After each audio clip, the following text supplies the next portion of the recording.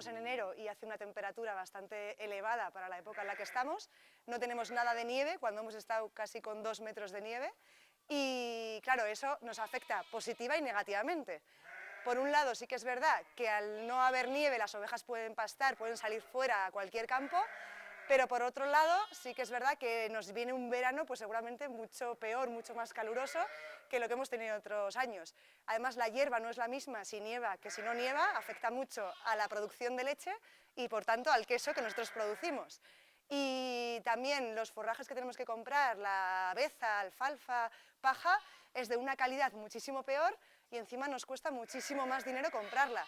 Por lo tanto, a nosotros el cambio climático nos afecta negativamente y, por supuesto, si pudiésemos hacer algo por impedirlo, pues lo haríamos.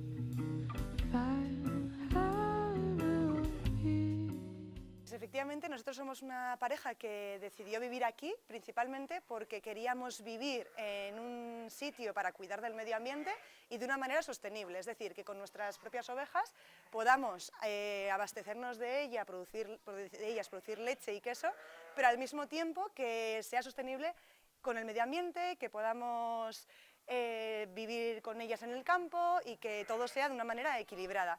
Entonces, nosotros empezamos a producir en febrero, elaboramos el queso con la leche que ellas mismas nos dan y de ahí hasta agosto tenemos nuestros productos. Entonces, nosotros no queremos tener queso todo el año, ojalá pudiésemos, pero nuestro objetivo es que ellas nos den lo que nos dan y por eso nuestro producto es de temporada. No se puede consumir siempre todo lo que queremos porque no hay siempre todo lo que queremos en cualquier época del año.